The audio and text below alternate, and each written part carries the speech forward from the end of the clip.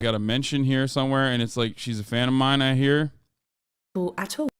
Scripted early day Twitch streamer Hasan Piker posted an inbox asking for period advice. The Texas governor Rick Perry was also sent hand-knitted and crocheted uteruses through the mail. Today, one of the most prominent figures of left-wing vulgarity politics is Twitch streamer Piker. Coming from the Young Turks, he has built a strong fan base. He has converted a lot of people to left-wing values and is therefore part of the US political landscape.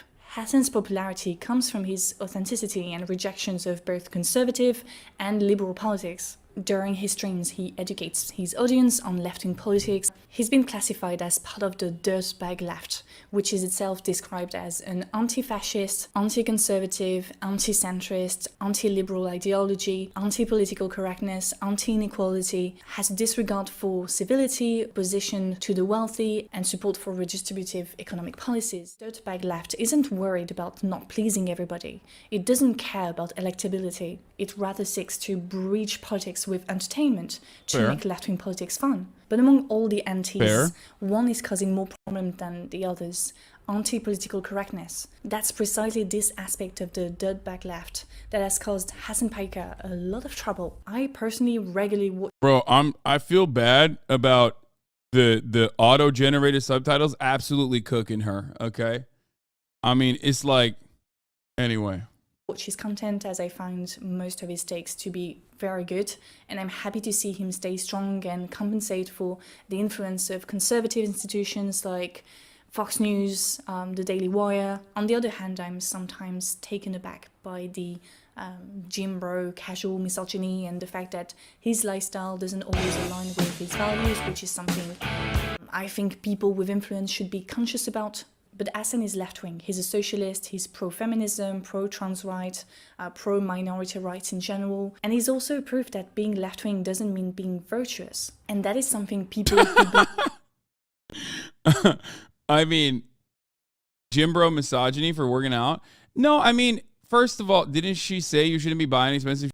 Yes. Of course people say that. Everyone says that all the time. It is a byproduct of like liberal liberal consumer-based activist attitudes. Okay, I'll just explain it like this, as I always do. I like it, you know. It's not, I'm not buying it to like advance the socialist cause or whatever.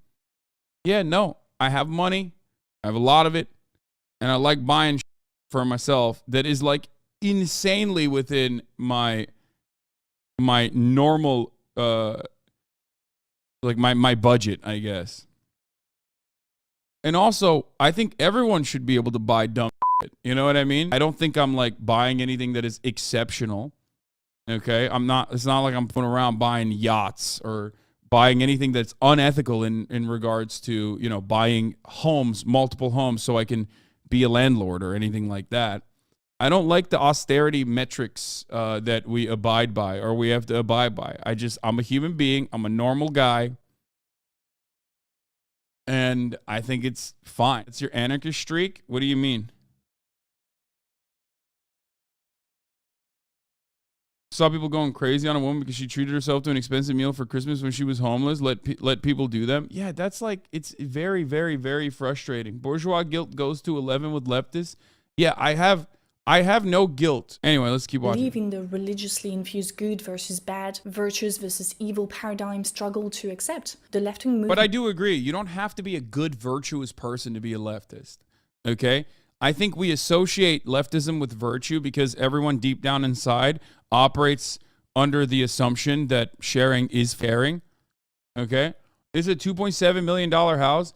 Mother saying that, but like your mom and dad are living in the same exact house. It's just not in Los Angeles, okay? Like, do not misunderstand me. It's a very nice house. Liberals have no way of doing materialist analysis. It's antithetical to their worldview, and therefore they like to harp on cultural signifiers. And ironically, that's why you get this like, my consumption is saying something about my morals. That's why I'm consuming good things and not bad things. That's why there's so much cultural analysis. Now, the criticism that is addressed to Hasan is often the criticism addressed to the debate bro sphere in general. And I want to separate Hasan from that sphere in a way. Vulgarity is no longer used as a way to fight against the powerful to appear authentic, but rather to distance oneself from the wokes. In other words, political incorrectness becomes synonymous with hate speech. So we have three things happening at the same time. One, the respectable left, party politics left, rejects vulgarity to appear electable, legitimate. Second, the woke left, I hate the term, but you know more or less what I'm referring to, tend to have a very strict moral compass to ensure the left-wing movement is as virtuous as it can be. And third, the not like the wokes, leftists, that don't believe in morality, are okay with being perceived as evil, and tend to turn vulgarity towards the powerful into political incorrectness against the powerless. And while that does not constitute the left in its entirety, it is the image people have of the left. That's why I wanted to make this video, to remind ourselves of the people who don't fit into those boxes. Those who fought against the powerful using average people's tools, vulgarity being one of them, and who knew what they did was wrong according to most people's standards of what is right or wrong, but who did it anyway, opened doors and said what most people were scared to say out loud. Those people did not believe in objective morality, but they believed in doing what they thought was right for them at that time. And that is exactly what we mean with a term like avant-garde, where the What's really funny about her, what's really funny about this like scene that she has is that it's the exact same color grade, is the exact same color scheme as the when the stream F's on Twitch thing that pops up. So every time that pops up, I'm like, oh, yeah, it just looks like a not like this Twitch F screen.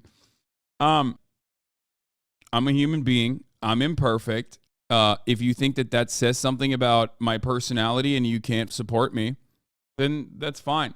Some of you make stupid decisions like gifting a whole bunch of gifted subs at the top of the hour. My point is, I'm a normal dude who, happened to be very successful because he got very lucky. Okay. I work hard, certainly, but, luck is a major factor, as it is in everyone's lives. Okay. And in everyone's accomplishments. The channel is Elise Capel, by the way.